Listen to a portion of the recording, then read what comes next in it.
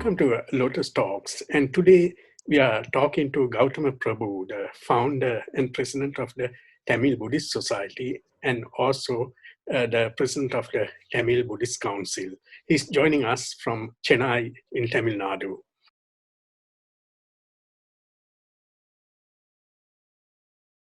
For a few years now, you have been spearheading a Buddhist revivalist movement in Tamil Nadu. How did it start, and can you explain what is driving it? My introduction towards Buddhism started because of the influence of Dr. Ambedkar's ideology, and the whole nation is paying its gratitude for the kind of work that Dr. Ambedkar has done. But when I started reading closely about his works, it was completely moving towards Buddhism. And that's what I observed, that we are a little late in actually embracing the Buddha Dhamma.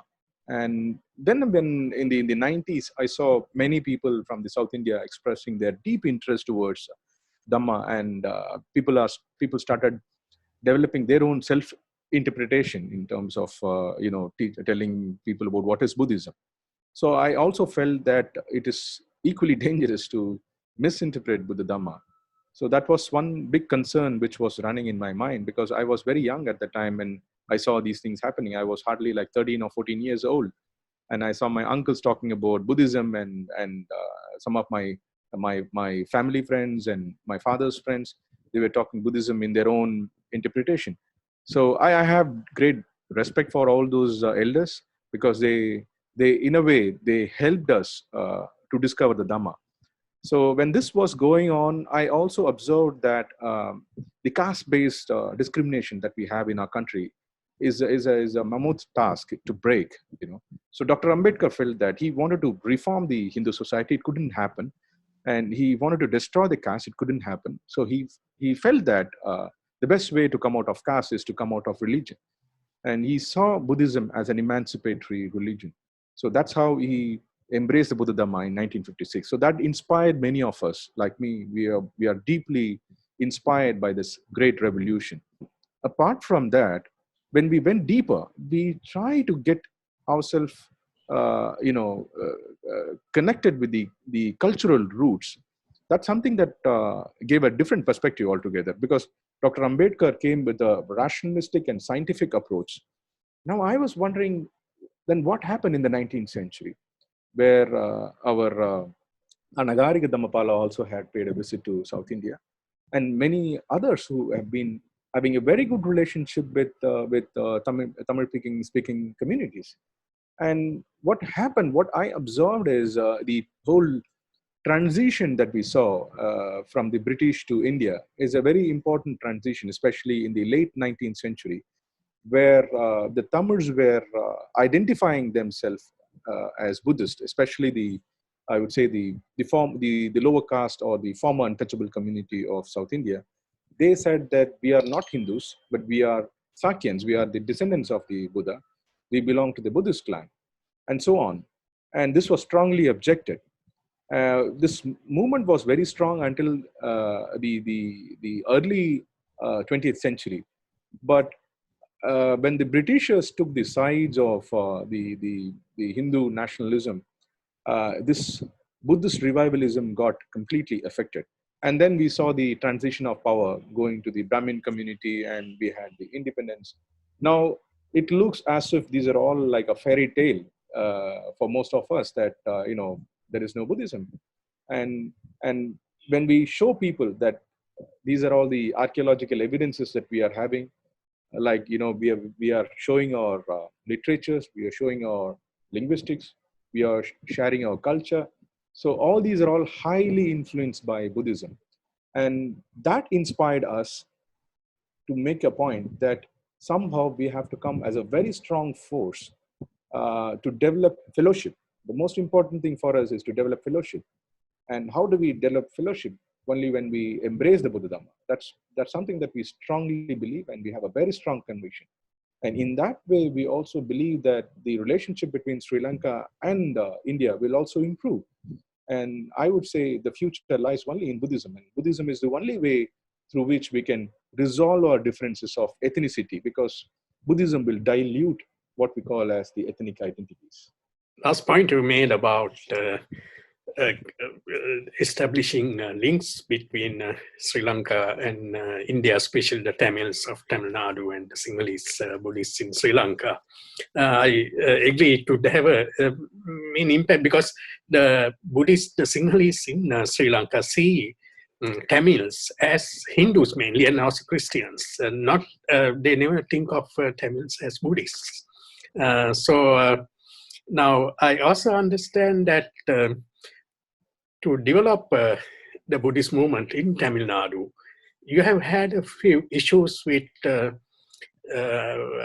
get trained monks to spread the Dhamma. Because a lot of young people who are becoming Buddhists needs that Dhamma education. How are you tackling that? And I understand there is also some help you're getting from Sri Lanka in that respect. I would like to split this into three. One is the British colonial influence and the Christian missionaries' contribution. The second is the relationship between Sri Lanka and India, and the third is the kind of support that we are getting from Sri Lanka, both in terms of our movement, in terms of motivation, as well as in terms of training. In the late 19th century, I also saw a huge amount of missionaries entering, and they have established lots of institutions in India, particularly in South India. In Madras presidencies, we have Loyola College, we have Madras Christian College, we have Stanley Hospital. Many institutions were created, both in terms of medical hospitals as well as colleges of excellence. Now, why did they create this? This is the whole point. It was the former Buddhist community, which apparently became a slave community in the Hindu fold. They were supporting the Britishers at one point of time, because they were completely, I would say, stuck up with this caste-based atrocities and discrimination, which we have been suffering for the last 3,000 years. So obviously, they took the sides of the French, they took the sides of the British. So they felt that Britishers will help them to restore peace, they will help them to restore their human rights values.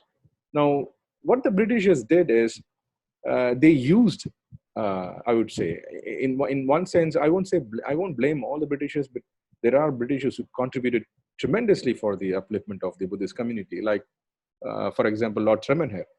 He did a big work for the Buddhist community in the outskirts of Chennai.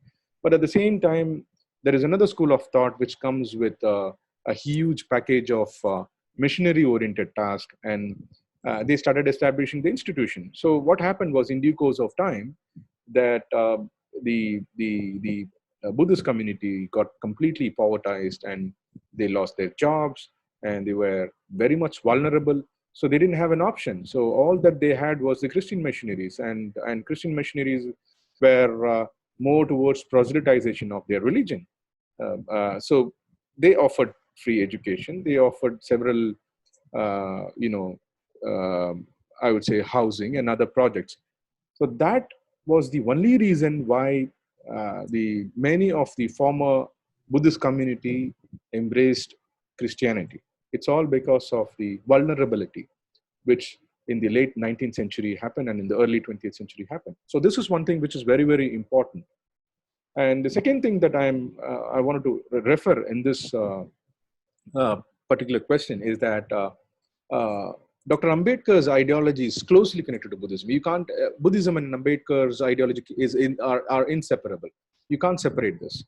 Now, what I'm seeing is that many Christian missionaries are also using Dr. Ambedkar, in a way trying to co-opt, each one of, I would say, even the communists do that.